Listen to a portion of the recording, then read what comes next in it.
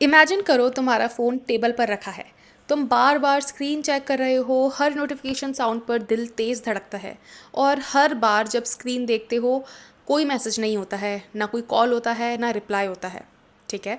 और फिर तुम्हारे माइंड में एक थॉट आता है, शायद वो मुझे इग्नोर कर रहा है या इग्नोर कर रही है, शायद उसको अब मेरी परवाह नहीं है, शायद उसकी लाइफ में कोई और आ गया है, कोई और आ गई है। और धीरे धीरे ये थॉट्स अजम्पशंस बन जाते हैं और फिर अजम्पशंस रियलिटी बन जाती है। लेकिन आज जो मैं बात करने वाली हूँ, जिस चीज़ की मैं बात करने वाली हूँ या जो मैं तुम्हें बताने वाली हूँ, वो शायद तुम्हारी मैनिफेस्टेशन जर्नी को कम्प्लीटली चेंज कर दे। एक ऐसी सच्चाई जो लॉ ऑफ अजम्पशन का सबसे बड़ा सीक्रेट है। और सच ये है, तुम्हारा एसपी तुम्हें इग्नोर नहीं कर सकता, क्योंकि उसके पास फ्री विल ही नहीं है, तो वो इग्नोर कैसे करेगा। और ये कोई मैनिपुलेशन या कंट्रोल की बात नहीं है, ये लॉ ऑफ अजम्पशन का फंडामेंटल रूल है। और जब तुम इसको समझ जाओगे तो तुम्हारी एंटायर रियलिटी चेंज हो जाएगी। सबसे पहले एक बेसिक प्रिंसिपल समझो। नेवल गोडार्ड ने एक कंसेप्ट दिया था, every one is you pushed out. इसका मतलब सिंपल है, तुम्हारी आउटर रियलिटी तुम्हारे इनर जम्पशंस का रिफ्लेक्शन है। जो तुम अपने माइंड में किसी के बारे में बिलीव करते हो, वो पर्सन एग्जैक्टली वैसा ही बिहेव करता है।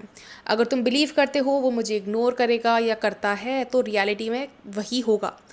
वो इग्नोर करेगा और तुम बिलीव करते रहोगे कि वो मुझे कि हाँ यही मेरी सच्चाई है। ठीक है। बट अगर तुम ये बिलीव करते हो वो मुझे मिस करता है, रियलिटी में क्या होगा, वो तुम्हें मिस करेगा। क्यों? क्योंकि रियलिटी तुम्हारे अजम्पशंस को रिफ्लेक्ट करती है। चलो एक एग्जांपल लेते हैं। मान लो तुम्हारी एक फ्रेंड है और तुम सीक्रेटली बिलीव करते हो ये फ्रेंड थोड़ी सी जेलस है मुझसे। ठीक है। अब शायद उसने कभी ओपनली जेलसी शो नहीं की, लेकिन तुम्हारे माइंड में ऑलरेडी एक अजम्पशन बन चुकी है। और धीरे धीरे क्या होता है, तुम उसकी हर बात को उस एंगल से देखना शुरू कर देते हो। अगर वो तुम्हारी सक्सेस पर थोड़ा शांत है, ठीक है, या फिर चुप हो गई, तो तुम सोचोगे देखा जेलस है। अगर वो बिज़ी है और रिप्लाई लेट करे, तो तुम सोचोगे उसको अच्छा नहीं लगा लगता है मेरी प्रोग्रेस से। और धीरे धीरे तुम्हारी एनर्जी चेंज होती जाएगी। तुम उसके साथ थोड़ा डिफेंसिव होते जाओगे और उसको चीज़ें कम बताने लगोगे। और जब ऐसा होता है तो तुम थोड़े से गार्डेड हो जाते हो। और फिर एक दिन वो सच में थोड़ी सी जेलस बिहेव करने लगती है। तुम सोचते हो देखा, मैं तो पहले से ही जानती थी। लेकिन सच क्या था, वो जेलस नहीं थी। तुम्हारे अजम्पशन ने उसको वैसा बिहेव करने पे मजबूर कर दिया। और यही है everyone is you pushed out का कंसेप्ट। अब इसी प्रिंसिपल को एसपी पर अप्लाई करो। तुम्हारा एसपी तुम्हें इग्नोर कर रहा है, तुम्हें मैसेज नहीं कर रहा, तुम्हें इंपॉर्टेंस नहीं दे रहा, और तुम सोच रहे हो उसकी फ्री विल है, वो चाहे तो रिप्लाई करे चाहे ना करे। लेकिन लॉ ऑफ अजम्पशन के पर्सपेक्टिव से ये कम्प्लीटली डिफरेंट है। रियलिटी में क्या हो रहा है, तुम्हारे अजम्पशंस तुम्हारी रियलिटी क्रिएट कर रहे हैं। तुम्हारे अजम्पशंस उसको वैसा बिहेव करने पर फोर्स कर रहे हैं। अगर तुम्हारे माइंड में ये स्टोरी चल रही है वो मुझे इग्नोर करता है, तो यूनिवर्स क्या करेगा, उसको एग्जैक्टली वैसे बिहेव करवाएगा। यूनिवर्स से मेरा मतलब है सबकॉन्शियस माइंड, क्योंकि रियलिटी को तुम्हारी स्टोरी फॉलो करनी पड़ती है।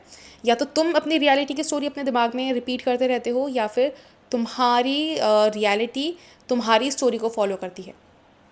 यहाँ एक इम्पॉर्टेंट बात समझने की ज़रूरत है कि एसपी के पास फ्री विल नहीं है।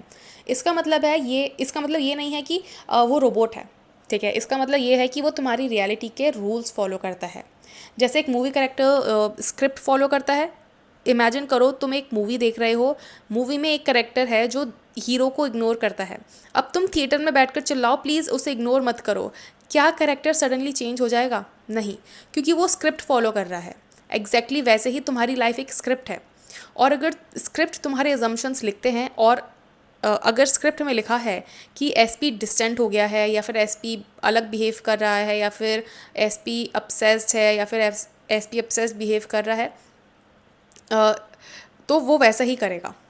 इसीलिए जब लोग कहते हैं एसपी के पास फ्री विल है, लॉ ऑफ अजम्पशन के अकॉर्डिंग ये हाफ ट्रूथ है, क्योंकि तुम्हारी रियलिटी में सब लोग तुम्हारे कॉन्शियसनेस के अकॉर्डिंग बिहेव करते हैं।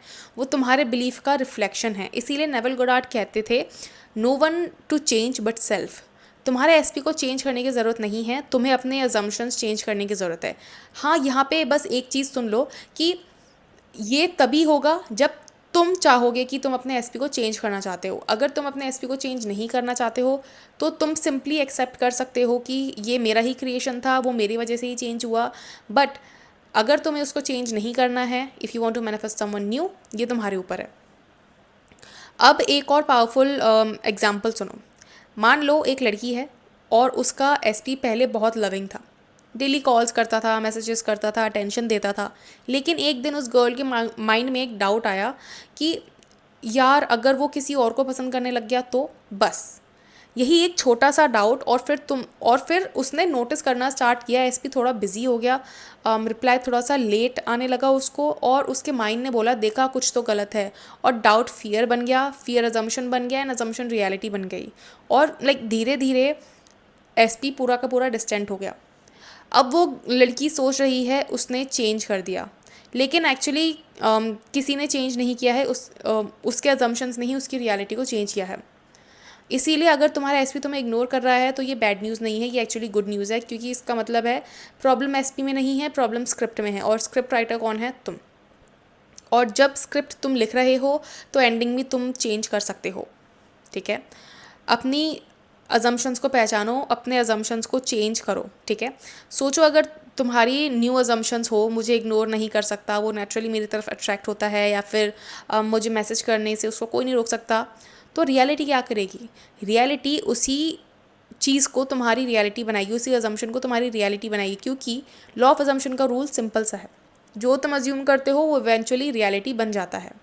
लेकिन यहाँ एक मिस्टेक लोग करते हैं, वो एफर्मेशंस बोलते हैं लेकिन अंदर से बिलीव करते हैं एसपी शायद कभी वापस नहीं आएगा, और फिर कहते हैं मैनिफेस्टेशन काम नहीं कर रहा है। प्रॉब्लम मैनिफेस्टेशन में नहीं है, प्रॉब्लम है तुम्हारी आइडेंटिटी में। तुम कभी उस आइडेंटिटी में गए ही नहीं, ठीक है? तुम्हारे दिमाग ने कभी डबल साइड लेना बंद ही नहीं किया, ठीक है? और नेविल गोडार्ड कहते हैं कि आप कभी भी दो टांगों में बोट दो बोट पे टांग रख के कभी भी आप अपनी डेस्टिनेशन तक नहीं पहुंच सकते। इसीलिए अगर तुम चाहते हो कि एसपी तुम्हें इग्नोर ना करे तो तुम्हें एक न्यू आइडेंटिटी अडॉप्ट करनी होगी, एक ऐसी आइडेंटिटी जो नेचुरली लव्ड है, चोजन है, इरिजिस्टिबल है। और जब तुम इंटरनली ये फील करते हो ना तो एसपी ऑटोमेटिकली चेंज हो जाता है, क्योंकि वो तुम्हारी इनर रियलिटी को मिरर कर रहा है, ठीक है? और जब तुम्हें ये समझ आता है तो सडनली एक तुम्हारे अंदर पावर शिफ्ट होती है। अब तुम वेट नहीं कर रहे होते हो, तुम चेज़ नहीं कर रहे होते हो, तुम डेस्परेट भी नहीं होते हो, तुम क्रिएटर बन जाते हो, क्योंकि तुम्हें पता है एसपी के पास फ्री विल नहीं है, वो तुम्हारे अजम्पशंस को फॉलो करेगा, ठीक है? तो ये एक मुझे छोटी सी वीडियो बनानी थी, और अगर तुम्हें मुझसे सेशन लेना है तो check the description, you will find all the details as required for you to do so.